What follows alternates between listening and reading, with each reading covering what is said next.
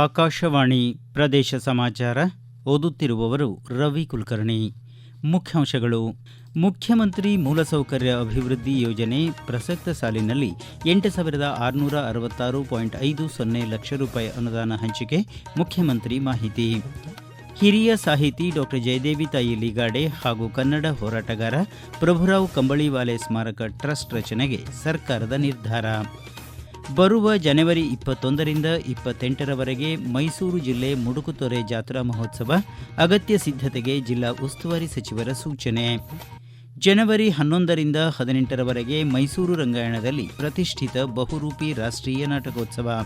ಈಗ ವಾರ್ತೆಗಳ ವಿವರ. ಮುಖ್ಯಮಂತ್ರಿ ಮೂಲಸೌಕರ್ಯ ಅಭಿವೃದ್ಧಿ ಯೋಜನೆ ಹಾಗೂ ರೈಲ್ವೆ ಯೋಜನೆಗಳ ಭೂಸ್ವಾಧೀನ ಕುರಿತಂತೆ ಪ್ರಗತಿ ಪರಿಶೀಲನಾ ಸಭೆ ಮುಖ್ಯಮಂತ್ರಿ ಸಿದ್ದರಾಮಯ್ಯ ಅವರ ಅಧ್ಯಕ್ಷತೆಯಲ್ಲಿ ನಿನ್ನೆ ಬೆಂಗಳೂರಿನಲ್ಲಿ ನಡೆಯಿತು. ಯೋಜನೆಯಡಿ ಪ್ರಸಕ್ತ ಸಾಲಿನಲ್ಲಿ ಒಟ್ಟು 8,666 ಕೋಟಿ 50 ಲಕ್ಷ ರೂಪಾಯಿ ಅನುದಾನ ಹಂಚಿಕೆ ಮಾಡಲಾಗಿದೆ. ಈಗಾಗಲೇ 1,000 ಕೋಟಿ ರೂಪಾಯಿ ಬಿಡುಗಡೆ ಮಾಡಲಾಗಿದೆ ಎಂದು ಮುಖ್ಯಮಂತ್ರಿ ತಿಳಿಸಿದರು. ಕುಡಚಿ, ಬಾಗಲಕೋಟೆ, ತುಮಕೂರು, ದಾವಣಗೆರೆ, ಬೇಲೂರು, ಹಾಸನ, ಶಿವಮೊಗ್ಗ, ರಾಣೆಬೆನ್ನೂರು, ಧಾರವಾಡ, ಬೆಳಗಾವಿ ರೈಲ್ವೆ ಮಾರ್ಗಗಳ ನಿರ್ಮಾಣ ಕಾಮಗಾರಿಯನ್ನು ನಿಗದಿತ ಅವಧಿಯೊಳಗೆ ಪೂರ್ಣಗೊಳಿಸಬೇಕು ಎಂದು ಮುಖ್ಯಮಂತ್ರಿ ಸೂಚನೆ ನೀಡಿದರು. ರಾಜ್ಯದಲ್ಲಿ ಒಟ್ಟು 6 ವಿಮಾನ ನಿಲ್ದಾಣಗಳ ಕಾಮಗಾರಿ ವಿವಿಧ ಹಂತಗಳಲ್ಲಿದ್ದು, ಕಾಮಗಾರಿ ಪೂರ್ಣಗೊಳಿಸಲು ಇರುವ ತಾಂತ್ರಿಕ ಅಡಚಣೆಗಳನ್ನು ನಿವಾರಿಸಬೇಕು ಎಂದು ಮುಖ್ಯಮಂತ್ರಿ ನಿರ್ದೇಶನ ನೀಡಿದರು. ರಾಜ್ಯದಲ್ಲಿ ಅಧಿಕಾರ ಬದಲಾವಣೆ ಕುರಿತು ಪಕ್ಷದ ಹೈಕಮಾಂಡ್ ಕೈಗೊಳ್ಳುವ ನಿರ್ಧಾರವೇ ಅಂತಿಮ ಎಂದು ಲೋಕೋಪಯೋಗಿ ಇಲಾಖೆ ಸಚಿವ ಸತೀಶ್ ಜಾರಕಿಹೊಳಿ ಹೇಳಿದ್ದಾರೆ.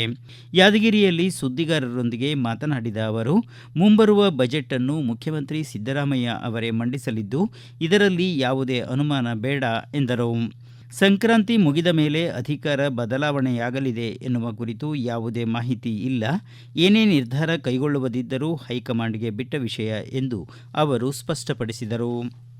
ಕನ್ನಡದ ಹಿರಿಯ ಸಾಹಿತಿ ಡಾಕ್ಟರ್ ಜಯದೇವಿ ತಾಯಿ ಲೀಗಾಡೆ ಹಾಗೂ ಕನ್ನಡ ಹೋರಾಟಗಾರ ಪ್ರಭುರಾವ್ ಕಂಬಳಿವಾಲೆ ಅವರ ಹೆಸರಿನಲ್ಲಿ ಟ್ರಸ್ಟ್ ರಚಿಸಲು ನಿರ್ಧರಿಸಿದ್ದು, ಈ ಸಂಬಂಧ ಶೀಘ್ರದಲ್ಲಿಯೇ ಆದೇಶ ಹೊರಡಿಸಲಾಗುವುದು ಎಂದು ಕನ್ನಡ ಮತ್ತು ಸಂಸ್ಕೃತಿ ಇಲಾಖೆ ಸಚಿವ ಶಿವರಾಜ ತಂಗಡಗಿ ಹೇಳಿದ್ದಾರೆ. ಈ 2 ಟ್ರಸ್ಟ್ಗಳ ರಚನೆ ಸಂಬಂಧ ಪ್ರಸ್ತಾವನೆಗೆ ಈಗಾಗಲೇ ಅನುಮೋದನೆ ನೀಡಲಾಗಿದ್ದು, ಈ ಸಂಬಂಧ ಕೂಡಲೇ ಆದೇಶ ಹೊರಡಿಸುವಂತೆ ಇಲಾಖಾ ಕಾರ್ಯದರ್ಶಿಗಳಿಗೆ ಸೂಚಿಸಲಾಗಿದೆ. ಕನ್ನಡ ಭಾಷೆ, ಸಾಹಿತ್ಯ ಮತ್ತು ಸಾಂಸ್ಕೃತಿಕ ಜಗತ್ತಿಗೆ ಈ ಇಬ್ಬರು ಮಹನೀಯರ ಕೊಡುಗೆ ಅನನ್ಯವಾದದ್ದು ಎಂದು ಸಚಿವರು ಹೇಳಿದರು. ಮೌಢ್ಯಗಳನ್ನು ಮೆಟ್ಟಿ ನಿಲ್ಲುವ ಶಕ್ತಿ ವಿಜ್ಞಾನ ಮತ್ತು ತಂತ್ರಜ್ಞಾನಕ್ಕಿದೆ. ಬೇರೆ ಕಡೆಗೆ ನಮ್ಮನ್ನು ಸೆಳೆಯುವ ಶಕ್ತಿಗಳನ್ನು ಮಟ್ಟ ಹಾಕುವ ಕೆಲಸವನ್ನು ವಿಜ್ಞಾನ ಮತ್ತು ತಂತ್ರಜ್ಞಾನದಿಂದ ಮಾಡಬೇಕಿದೆ ಎಂದು ಸಣ್ಣ ಕೈಗಾರಿಕಾ ಸಚಿವ ಶರಣಬಸಪ್ಪ ದರ್ಶನಾಪುರ್ ಅಭಿಪ್ರಾಯಪಟ್ಟಿದ್ದಾರೆ. ಯಾದಗಿರಿ ಜಿಲ್ಲಾ ಕ್ರೀಡಾಂಗಣದಲ್ಲಿ ರಾಜ್ಯ ವೈಜ್ಞಾನಿಕ ಸಂಶೋಧನಾ ಪರಿಷತ್ತು ಆಯೋಜಿಸಿದ್ದ ರಾಜ್ಯಮಟ್ಟದ 5ನೇ ವೈಜ್ಞಾನಿಕ ಸಮ್ಮೇಳನ ಉದ್ಘಾಟಿಸಿ ಮಾತನಾಡಿದ ಅವರು, ಜಗತ್ತು ವಿಜ್ಞಾನ ಮತ್ತು ತಂತ್ರಜ್ಞಾನದ ಹಿಂದೆ ಬಿದ್ದು ಮುನ್ನಡೆಯುತ್ತಿದ್ದರೆ ನಮ್ಮಲ್ಲಿನ ಮೂಢನಂಬಿಕೆಗಳು ನಮ್ಮನ್ನು ಹಿಂದಕ್ಕೆ ಎಳೆಯುತ್ತಿವೆ. ಯಾವುದೋ ಶಕ್ತಿಗಳು ತಮ್ಮ ಲಾಭಕ್ಕಾಗಿ ನಮ್ಮನ್ನು ಭಾವನಾತ್ಮಕವಾಗಿ ಹೆದರಿಸಿ ಬಡವರಿಂದ ಹಣ ಖರ್ಚು ಮಾಡಿಸುತ್ತಿವೆ. ಮನುಷ್ಯರು ಮನುಷ್ಯರಿಗೆ ಕೆಟ್ಟದ್ದು ಮಾಡುತ್ತಾರೆ ಹೊರತು ದೇವರು ಕೆಟ್ಟದ್ದು ಮಾಡುವುದಿಲ್ಲ ಎಂದು ಅವರು ಹೇಳಿದರು. ವಿಜಯನಗರ ಜಿಲ್ಲೆಯ ವಿವಿಧ ತಾಲೂಕುಗಳಲ್ಲಿ ಈಗಾಗಲೇ 5 ತೊಗರಿ ಕೇಂದ್ರಗಳನ್ನು ತೆರೆಯಲಾಗಿದೆ. ಮೆಕ್ಕೆಜೋಳ ಖರೀದಿ ಕೇಂದ್ರ ಆರಂಭಿಸುವಂತೆ ಈಗಾಗಲೇ ರೈತರ ಪರವಾಗಿ ಮನವಿ ಸಲ್ಲಿಸಿ ಸರ್ಕಾರದ ಗಮನ ಸೆಳೆಯಲಾಗಿದೆ ಎಂದು ಜಿಲ್ಲಾಧಿಕಾರಿ ಕವಿತಾ ಮಣ್ಣಿಕೇರಿ ತಿಳಿಸಿದ್ದಾರೆ. ಈ ಕುರಿತು ಪ್ರದೇಶ ಸಮಾಚಾರಕ್ಕಾಗಿ ಮಾಹಿತಿ ನೀಡಿದ್ದಾರೆ ಜಿಲ್ಲಾಧಿಕಾರಿ ಕವಿತಾ ಮಣ್ಣಿಕೇರಿ ಅವರು.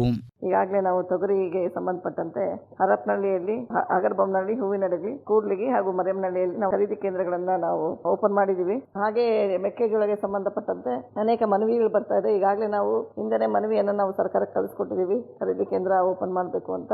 ಆದ್ರೆ ಸರ್ಕಾರ ಇನ್ನೂ ಅದ್ರ ಬಗ್ಗೆ ನಮಗೆ ಯಾವುದೇ ರೀತಿಯಾದ ಒಂದು ಆದೇಶವನ್ನ ಹೊರಡಿಸಿಲ್ಲ. ಮನವಿಯನ್ನ ಪರಿಗಣಿಸಿ ಸರ್ಕಾರಕ್ಕೆ ನಾವು ಸೂಕ್ತ ಕ್ರಮ ತೆಗೆದುಕೊಳ್ಳಿ ಅಂತ ನಾವು ಸಹಕಾರ ಇಲಾಖೆಗೆ ಮನವಿಯನ್ನ ಕಳಿಸ್ಕೊಟ್ಟಿದ್ದೀವಿ. ಅಲ್ಲಿಂದ ಆದೇಶ ಬಂದ ತಕ್ಷಣ ನಾವು ಖರೀದಿ ಕೇಂದ್ರವನ್ನ ಸ್ಥಾಪನೆ ಮಾಡಿ. ಈಗ ಪ್ರಕಟಣೆ, ನಂತರ ಪ್ರದೇಶ ಸಮಾಚಾರ ಮುಂದುವರಿಯುವುದು.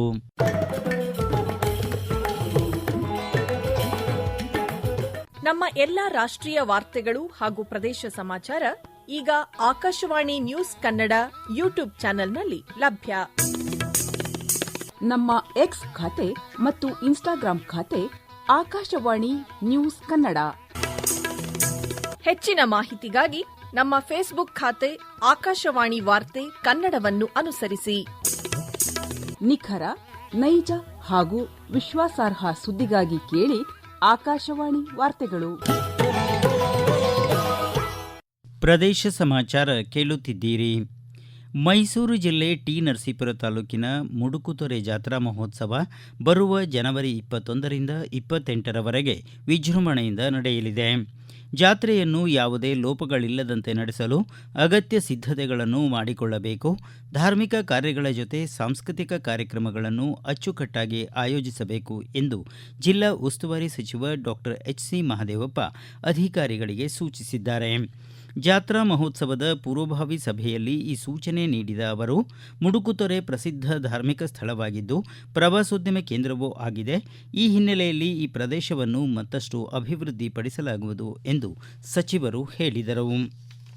ಮೈಸೂರು ರಂಗಾಯಣದ ಪ್ರತಿಷ್ಠಿತ ಬಹುರೂಪಿ ರಾಷ್ಟ್ರೀಯ ನಾಟಕೋತ್ಸವ ಬರುವ ಜನವರಿ 11ರಿಂದ 18ರವರೆಗೆ ನಡೆಯಲಿದೆ.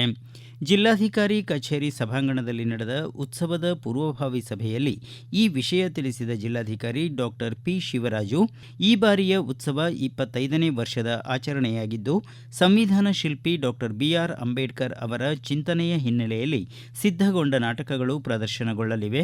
ವಿವಿಧ ಭಾಷೆಗಳ 24 ನಾಟಕ ಹಾಗೂ 6 ಮಕ್ಕಳ ನಾಟಕಗಳು, ವಿಚಾರ ಸಂಕಿರಣ ಸೇರಿದಂತೆ ವಿವಿಧ ಕಾರ್ಯಕ್ರಮಗಳು ನಡೆಯಲಿವೆ ಎಂದರು.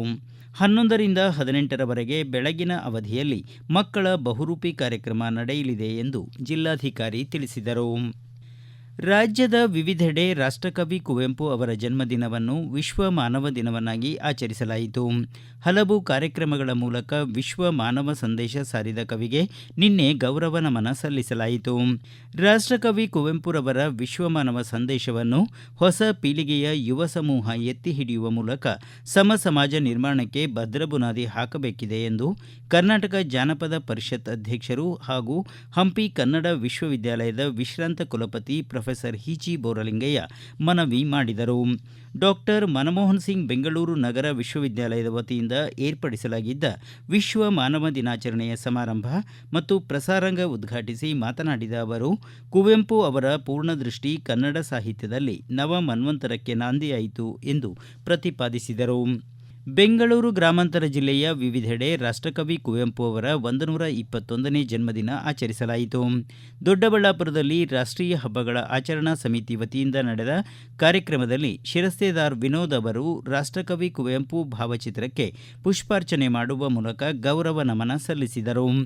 ಗದಗ ಜಿಲ್ಲಾಡಳಿತ ಭವನದಲ್ಲಿ ರಾಷ್ಟ್ರಕವಿ ಕುವೆಂಪು ಅವರ ಜನ್ಮದಿನದ ಪ್ರಯುಕ್ತ ಆಯೋಜಿಸಿದ್ದ ಕಾರ್ಯಕ್ರಮದಲ್ಲಿ ಕುವೆಂಪು ಅವರ ಭಾವಚಿತ್ರಕ್ಕೆ ಜಿಲ್ಲಾಧಿಕಾರಿ ಸಿ.ಎನ್. ಶ್ರೀಧರ್ ಪುಷ್ಪಾರ್ಪಣೆ ಮಾಡಿ ಗೌರವ ಸಲ್ಲಿಸಿದರು.